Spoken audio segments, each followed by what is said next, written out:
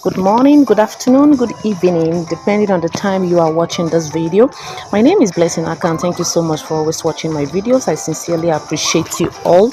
And this morning I bring to you the Punch newspaper and Jaz Newspaper. I will be sharing with you the headlines I am seeing here today because it is worth knowing. And our big news today from the Punch newspaper is Forex, MTN, Glo, others seek NCC node for tariff hike, and the rider says telcos rigs shut down without tariff increase to offset rising costs. Another rider says operators await NCC approval as regulator reviews tariff bans operating costs. And we have another story here which says a dollar demand pushes naira to 1,420. That story is on page 29 of the Punch newspaper. Our big news is on page 29 as well. We have another story here which says NNPC blames logistics for worsening fuel queues. That story is on page 20 of the Punch newspaper. We have another story here which says a Senate panel seek extension of 30 trillion loans probe.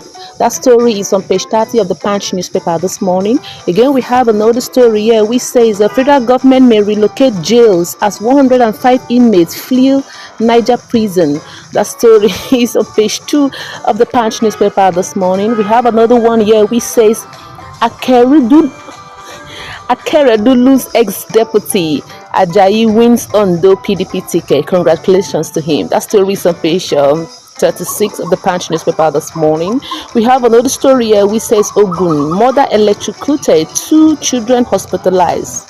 So sad. That story is on page 4 and 5 of the Punch newspaper this morning.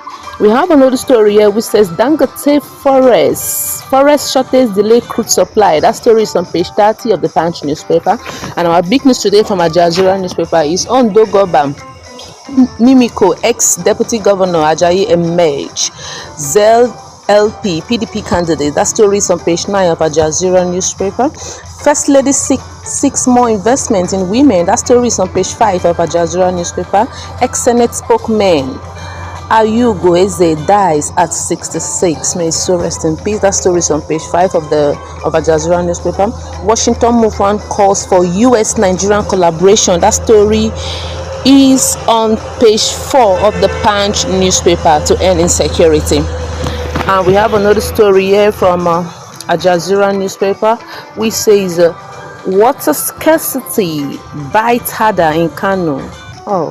That story is on page 16 of Jaz Newspaper. UN begin innovative forum to reduce graduate unemployment. That story is on page 6. And we have another one here which says group allows NEDC for transformative work. That story is on page 7 of Jaz Newspaper this morning. And these are the headlines we have today from the Punch newspaper and Jaz Newspaper. And I felt it is very